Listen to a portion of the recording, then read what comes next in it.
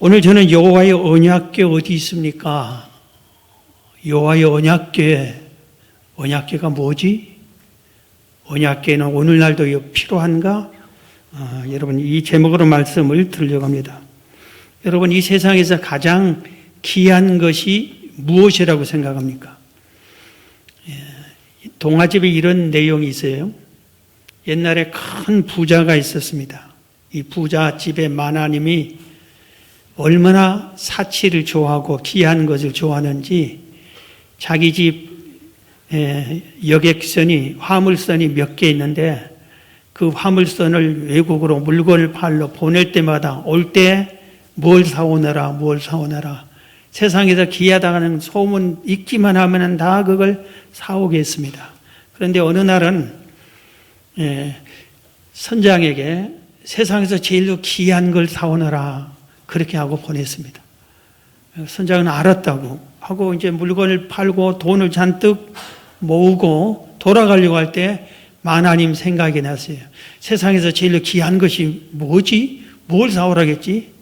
아무리 생각해도 답을 찾을 수 없었어요.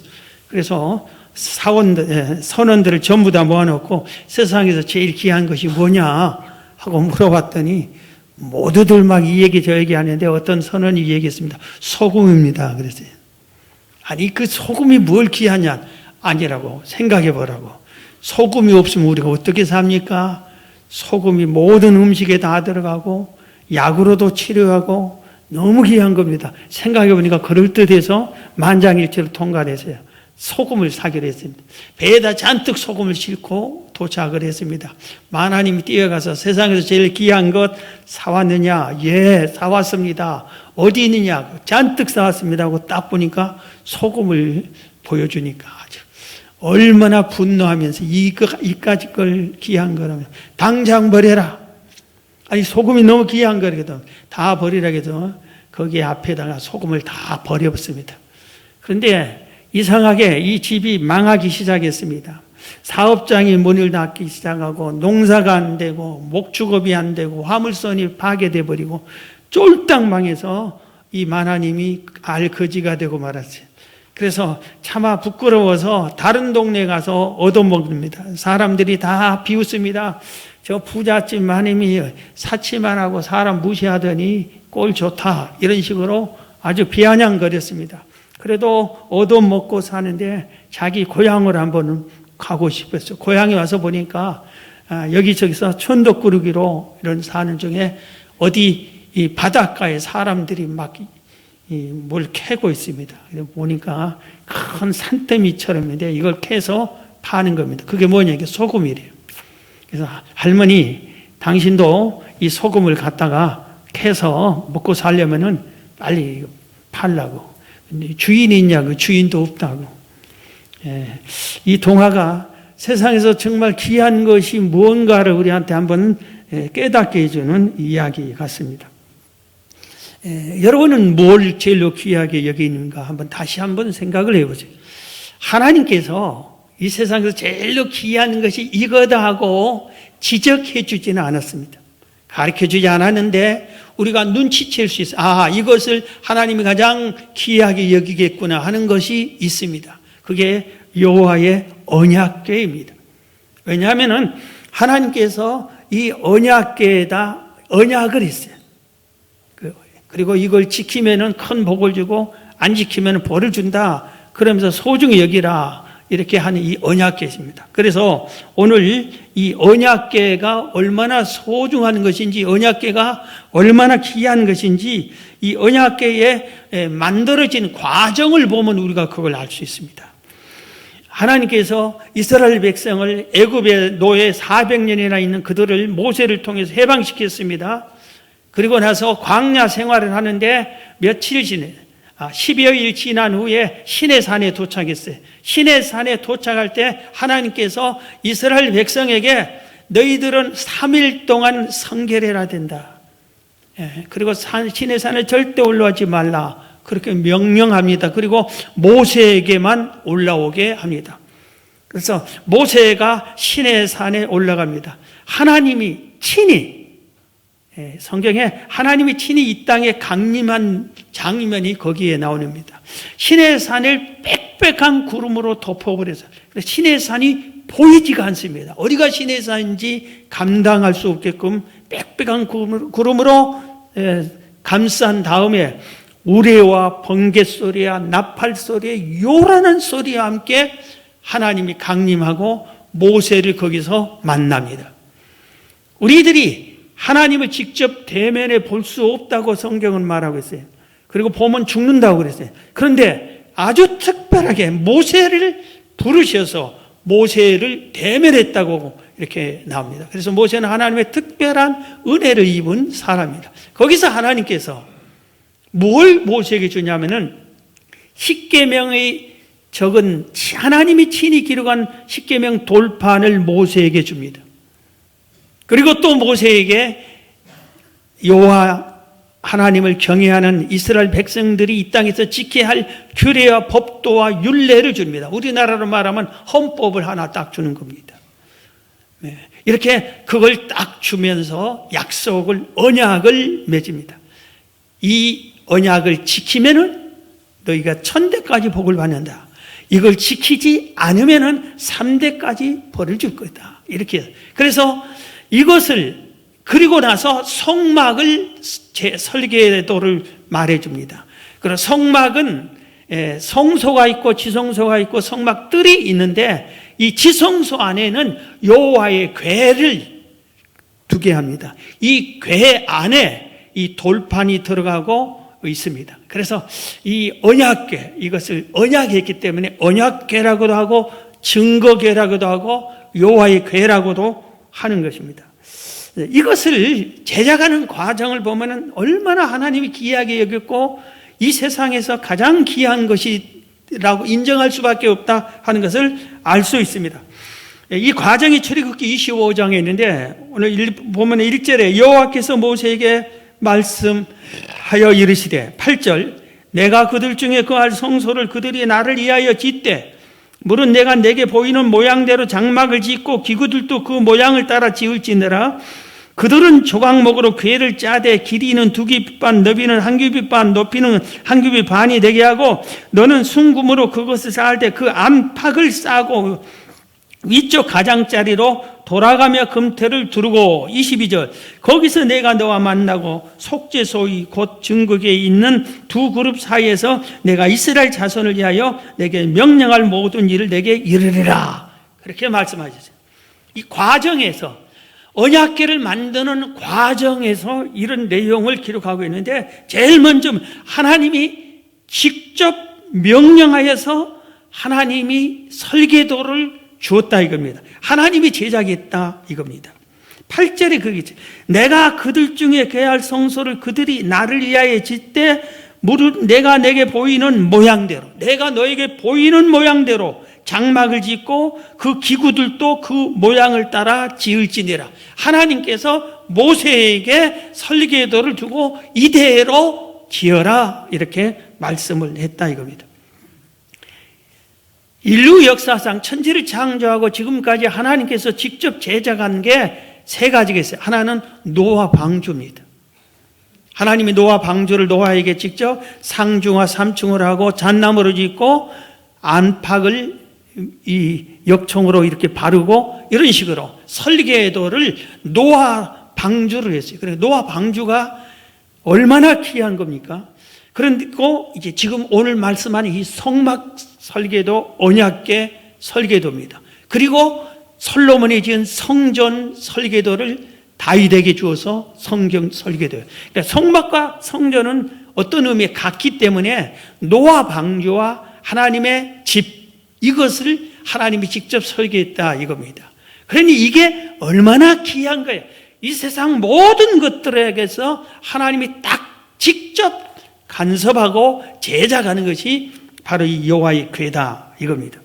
그리고 나서 어떻게 말씀하셨냐면 이 여호와의 궤만 지으라고 하는 것이 아니라 거기에 하나님이 내가 임재하겠다고 말씀을 하셨어요. 8절 다시 봅니다. 내가 그들 중에 거할 성소를 그랬어요. 내가 거할 곳이다 이겁니다.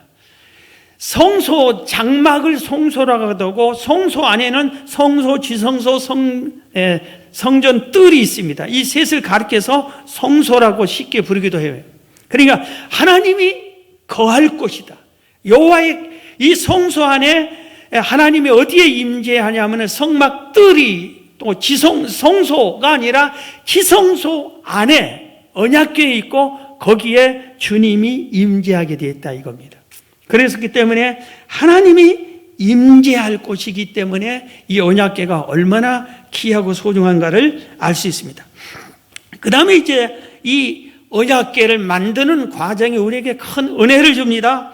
오늘 출애굽 25장 10절 11절을 보면 그들은 조각목으로 궤를 짜되 뭘로? 조각목으로 만들어라 그랬습니다. 길이는 2규빗 반, 너비는 1규빗 반, 높이는 1규빗 반이 되게 하고, 쉽게 말하면 길이는 125cm, 넓이는 75, 높이도 75cm. 그리 크지 않잖아요. 이 정도 되고 이 정도 되는 그런 궤를 지금 만들게 했다 이겁니다. 그런데 뭘로? 조각목으로. 그 당시에 제일 좋은 재료는 백향목 나무가 있어요. 그리고 방주를 지을 때 사용했던 잣나무가 있어요. 잣나무는 꼭 써서 재료로 얼마나 좋습니까? 그런데 하나님께서 귀한 재료가 아니라 들에도 산에도 아무데나 있는 조각목, 우리나라 말로 말하는 아카시아 나무 종류입니다. 아카시아 나무로 해라 이겁니다. 이것이 얼마나 은혜가 됩니까? 하나님께서 귀하게 쓰시는 일꾼을 백향목같이 세상에서 아주 귀한 사람, 존귀한 사람, 잣나무처럼 훌륭한 사람을 골라서 쓴 게 아니라 누구든지 아무 데서나 있는 조각목 같은 우리들을 하나님이 쓰시기만 하면은 귀한 언약궤, 가장 귀한 언약궤로 변할 수가 있다 이겁니다. 할렐루야.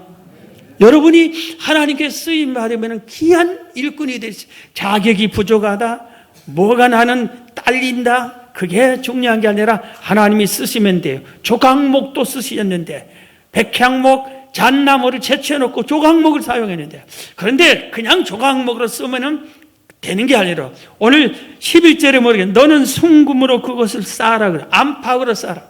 그래서 이 언약궤는 조각목으로 만들었는데 순금으로 안팎을 다 금으로 입혔습니다.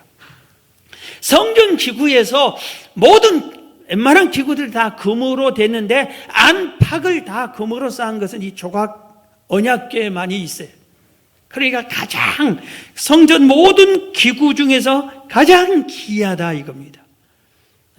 그렇기 때문에 얼마든지 누구든지 사용당할 수 있지만 우리가 조각목 같은 흔한 사람이지만 하나님의 은혜로 순금으로 내 안과 박이 은혜를 입기만 하면은 가장 귀한 하나님의 일꾼으로 쓰임받을 수 있구나 하는 것을 우리에게 가르쳐 주고 있습니다.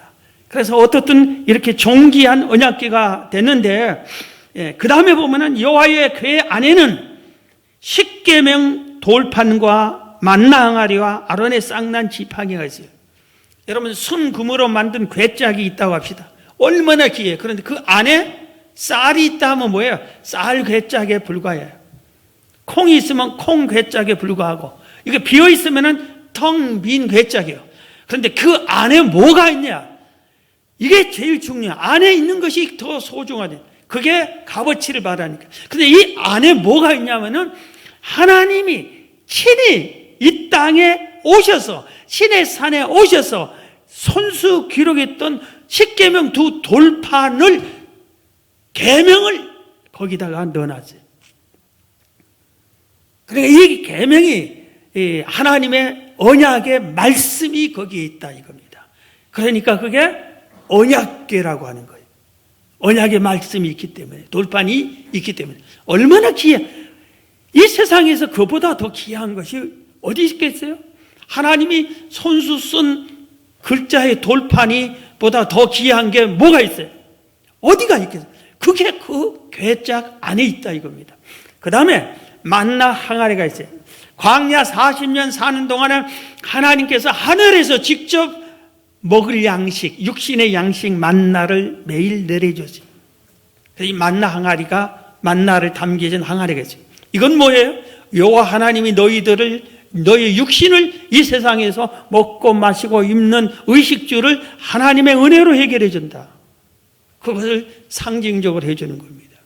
그리고 아론의 쌍난 지팡이가 들어갔어요. 지팡이는 뭐예요? 앞뒤 다 잘라서 깡마른 나무잖아요. 지팡이가 거기에 아무리 거기다가 심고 빌어주고 물 준다고 해서 지팡이가 싹이 나지 않잖아요.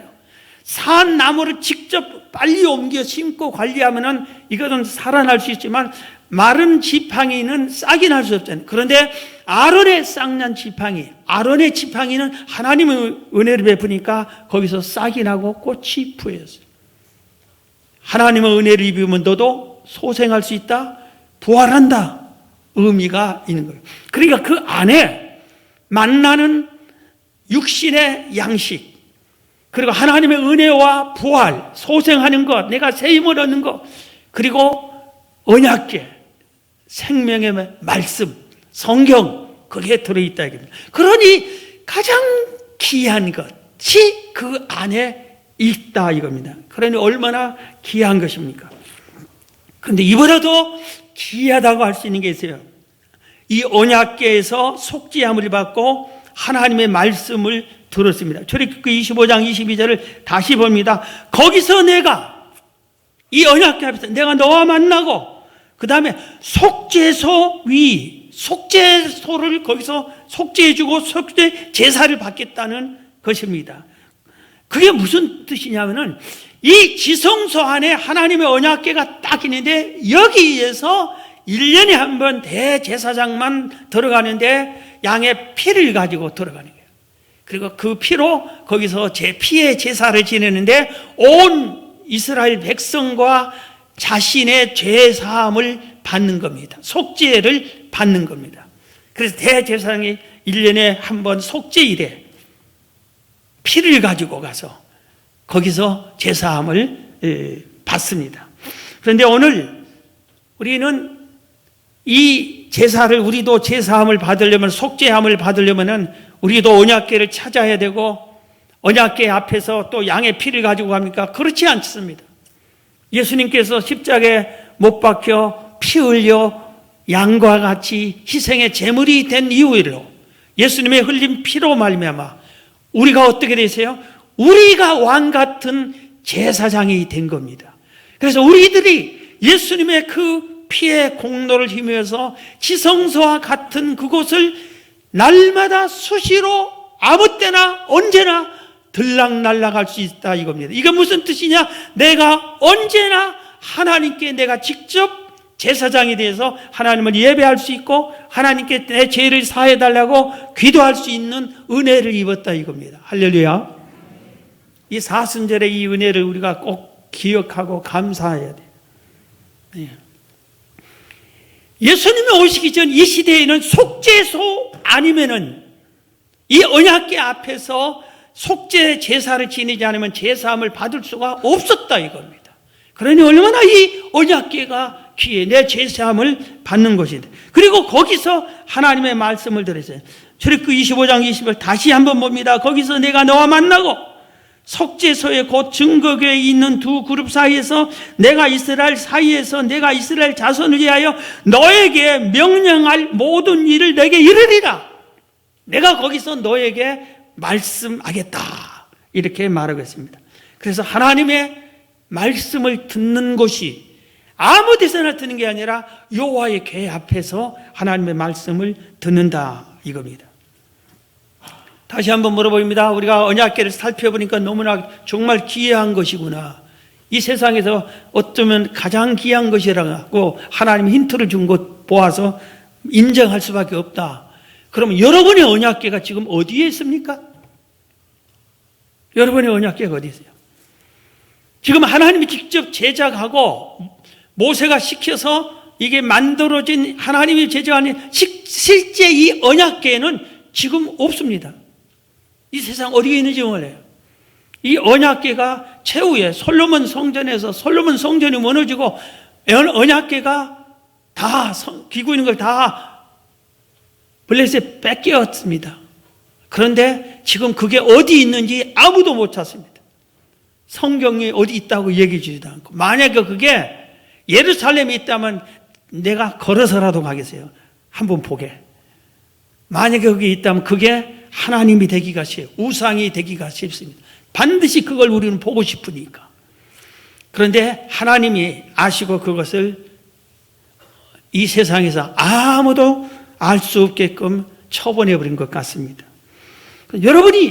우리는 개개인의 언약궤가 있어요. 있어야 되고, 언약궤가 없는 사람은 하나님의 사람이라고 할 수 없어요. 그런데 이 언약궤가 내게 어디가 있느냐 이겁니다. 자, 언약궤를 뺏겨버린 사람들이 있어요. 언약궤를 뺏긴 사람들이 있어요. 하나님이 직접 제작하고 하나님을 위해서 만들어진 언약궤를 자기들이 잘못해서 뺏긴 사람들이 있어요. 우리가 혹시 그런 사람이 아닐지 우리 자신을 살펴봐야 됩니다. 언약궤가 만들어진 후에 언약궤를 관리를 잘했을 때는 언약궤와 함께 큰 은혜를 하나님으로부터 입었습니다. 이스라엘 백성이 광야 생활을 끝내고 가나안 땅을 정복해 나아갈 때 앞에 요단강이 딱 가로막혔어요. 요단강이 가로막혔을 때 지도자 여호수아가 하나님께 기도합니다. 우리가 어떻게 해야 요단강을 건넙니까? 이렇게 하니까 하나님께서 제사장들에게 언약궤를 메고 앞으로 가라고 해라. 요단강을 건너라고 해라 그럽니다. 그렇게 명령합니다. 제사장들은 언약궤를 메라. 그래서 아마 4사람이 맸을 거예요. 이렇게 메고 요단강이 범람돼서 막 흘러 넘치는, 우리가 홍수 나면 막 넘쳐날 때 얼마나 무섭습니까? 거기를 제사장들이 하나님의 명령이니까, 지도자 여호수아가 하나님의 뜻이라고 명령했으니까 순종해서 흐르는 물로 첨벙첨벙 들어갔습니다. 들어가니까 요단강이 쫙 갈라졌어요. 언약궤가 맨만제 들어가니까 갈라졌어요. 그러니까 이스라엘 백성이 아무 탈 없이 요단강을 건넜습니다. 건너고 나니까 여리고성이 딱 있어요. 거기서 또 기도합니다. 어떻게 해야 됩니까? 하나님께서 언약궤를 앞장 세우고 언약궤 앞에는 찬양대를 세우고 백성들이 뒤따르고 여리고성을 한 바퀴씩 돌아라. 하루에 한 바퀴, 7일째는 7바퀴 돌고 고함을 쳐라. 그래서 언약궤를 메고 여리고성을 돕니다. 백성들이 뒤따릅니다. 7일째 7바퀴를 돌고 외치니까 여리고성이 무너졌습니다. 그런데 이 언약궤, 이 역사적인 사실을 잘 아는 후손들이 이 언약궤를 잘 관리해야 되잖아요. 잘 관리하고 여호와 앞에 예배, 그 시대는 제사라고 했으니까 제사를 잘 지내고 여호와의 말씀, 언약의 말씀을 잘 지켜 순종하고, 그럴 때 언약궤를 통해 은혜 있고 기적도 나타나고 그러는데, 그들이 이 언약궤를 엘리 제사장 시절에 소홀히 하기 시작합니다. 사무엘상에 있는 2장부터 있는 내용들입니다. 사무엘 완전히 관심도 갖지 않고, 가장 무엇보다 그 언약궤 앞에 그 성막에서 제사를 지낼 때 하나님께 상달될 만한 거룩한, 그리고 귀하고 정성을 다한 제사를 지내야 되는데 하나님의 제사를 멸시해 버립니다. 방해까지 합니다. 엘리의 두 아들 홈리와 비나스도 제사장입니다. 엘리는 대제사장이고, 그렇게 하는데 홈리와 비나스가 제사를 망칩니다. 하나님께 드리는 제물을 가지고 성도가 들어올 때 중간에서 착취합니다. 하나님의 것을 도둑질합니다.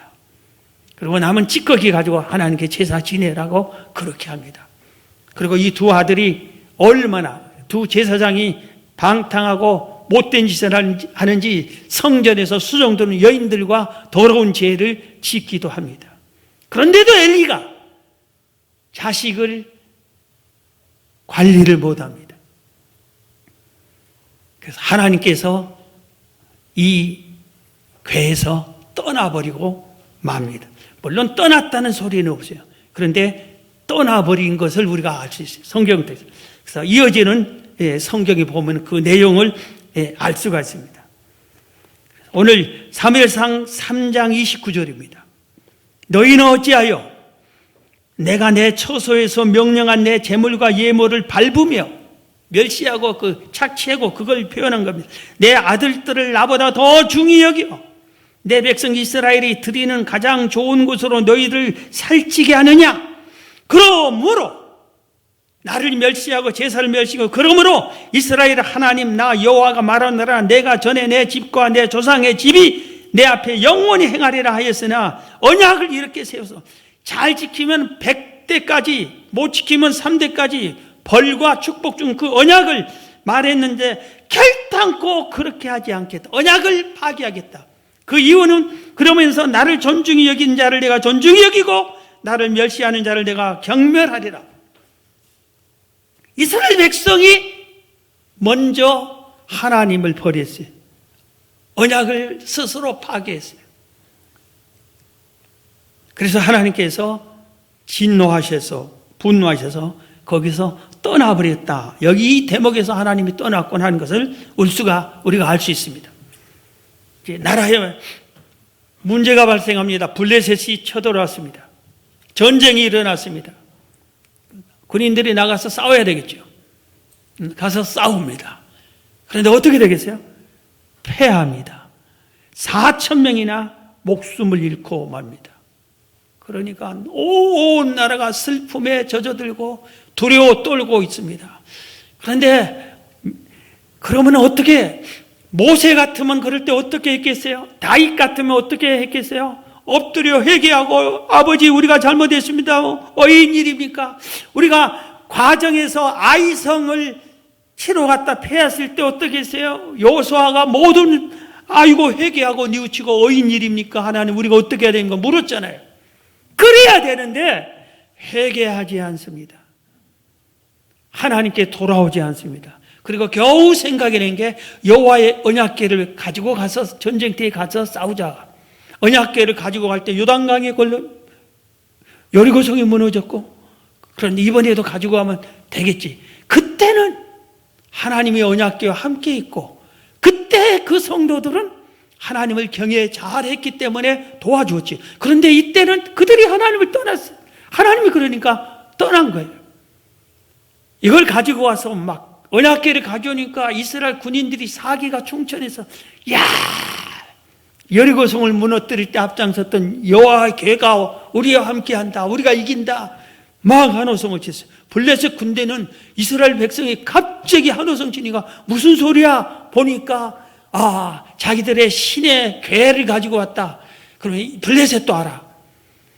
바로 애굽을 물리친 게 여호와의 신이란 걸 알아. 홍해를 건너고 여리고성을 못 드는 거 알아. 그럼 우리가 정신 바짝 차리자. 신의 대결이다. 이런 생각을 하고 싸웁니다. 그런데 어떻게 되겠어요? 이번에는 이스라엘이 더 크게 패합니다. 3만 명이나 죽고 맙니다. 그리고 어이없는 일이 발생합니다. 언약궤를 뺏겨버립니다. 여러분의 언약궤가 지금 여러분의 심령 안에 있어요? 뺏겨버렸어요. 하나님이 함께하고 있어요. 하나님이 떠났어요. 뺏겨버리고 맙니다. 그런데 신기한 일이 벌어집니다. 블레셋 사람들이 여호와의 언약궤를 딱 가지고 와서 아스돗 지방에 거기에 다곤 신당이 있어요. 자기들의 신을 섬기는 신당이 있어요. 그 신당 안에다가 다곤 신을 세우는 우상 옆에다가 여호와의 궤를 놨대요. 그러면 이 자기 신과 이스라엘 신이 우리를 복줄 걸로 알았는데 그 다음날 가보니까 다곤 신당이 넘어졌어요. 목이 부러졌어요. 두 팔이 부러졌어요. 두 다리가 부러졌어요. 몽뚱아리만 남았어요. 무서워 벌벌 떠는 자기 신들이 넘어졌으니까. 그런데 그 지역에 아스돗 지역에 모든 사람들에게 무서운 독종이 막 퍼지기 시작해요. 피부암이 펴져 막 사람들이 병 들어가고 죽어갑니다. 그러니까 이건 여호와의 궤 때문이다 하고 여호와의 궤를 빨리 가드로 보내버립니다. 가드 사람 못 모르고 여호와의 궤를 받아놨는데 그 지역에 갑자기 또 막 이 독종이 퍼지고 주민들이 막 죽어갑니다. 그래서 빨리 에그론으로 보내버렸는데, 에그론으로 보내니까 거기는 그냥 막 사람들이 이 집 저 집 죽어가기 시작하는데 걷잡을 수 없습니다. 그때 그들이 깨달습니다. 이건 저 괴가 여호와의 신의 괴다. 그러니 저걸 이스라엘을 다시 보내버리자. 그런데 보내면서 진짜로 우리가 이 세 곳에서 저주를 받고 환란이 재앙이 임했는데 하나님이 그랬는지, 저들이 믿는 신이 그랬는지, 우연히 그랬는지 우리가 알아보자. 그래서 알아보는 방법을 여호와의 괴를 보내는데 수레에다가 딱 두고 이제 갓 송아지를 낳은 두 암소를 찾아서 두 암소가 끌고 가게 하고 벳세메스라고 하는 경계선의 마을로 보냅니다. 그런데 만약에 아기 송아지가 음메하고 하면은 엄마 소가 어떻겠어요? 되돌아가 버릴 거 아니에요. 그리고 두 마리가 이렇게 끌고 가는데 서로 말이 맞지 않으면 이리저리 움직일 거 아니에요. 그러면은 이건 우연히 한 거다. 신이 안 한 거다. 그런데 아기가 송아지가 울고 이 소가 반듯하게 벳세메스로 가면은 이건 하나님의 신, 이스라엘 신이 한 것이 맞다. 그렇게 하고 수레를 암소 두 마리에게 실려서 보냈습니다. 송아지들이 엄마 합니다. 그러니까 엄마 소가 워워하고 웁니다. 그러면서 또 좌우로 흔들리지 않고 눈물을 뚝뚝 쏟아 흘리면서도 앞을 향해서 그대로 벳세메스로 끝까지 갑니다. 그때 블레셋 사람들이 하나님의 신이 우리에게 재앙을 내렸다. 여호와의 괴를 우리가 뺏어왔기 때문에 하고 이렇게 하나님의 신이 계시구나 하는 것을 그들이 깨닫게 됩니다. 그래서 이 벳세메스에 도착을 했는데 벳세메스 사람들이 여호와의 괴를 하나님이 신의 상 강림할 때 이스라엘 백성들이 3일간 성결하라고 했잖아요. 그냥 우습게 장난 삼아서 구경 삼아서 괴를 구경합니다. 구경한 사람, 준비 없이 거룩함 없이 준비한 사람 5만 70명이 죽고 맙니다. 벳세메스 사람. 그래서 얼마나 난리가 났습니까? 그래서 그들이 그냥 기럇 여아림 아비나답 집에다가 괴를 놔둡니다. 거기에 20년 동안 괴가 있는데 아무도 관심을 갖지 않아. 사울이 왕이 됐어요. 40년 동안 여호와의 괴에 관심을 갖지도 않습니다. 그럼 이 괴가 어떻게 됐습니까? 다윗이 왕이 됩니다. 제2대 왕으로. 한쪽 지역의 유다 지역의 왕이 됐다가 나중에는 이스라엘 전체 왕이 됩니다. 그리고 수도를 예루살렘으로 정합니다. 수도를 옮깁니다. 수도를 옮긴 다음에 다윗성이라고 합니다. 그리고 나서 제일 먼저 한 일이 여호와의 괴를 모셔옵니다. 다윗이. 그러니까 하나님의 은혜를 다윗이 받는 거예요. 다윗이 성막을 들고 여호와의 괴를 모셔옵니다. 오는 과정에 여러 가지 우여곡절 끝에 오벳 에돔의 집에 머물게 됩니다. 사무엘하 6장 11절에 보면은 여호와의 괴가 가드 사람 오벳 에돔 집에 석 달을 있었는데 여호와께서 오벳 에돔과 그 온 집에 복을 주시니라.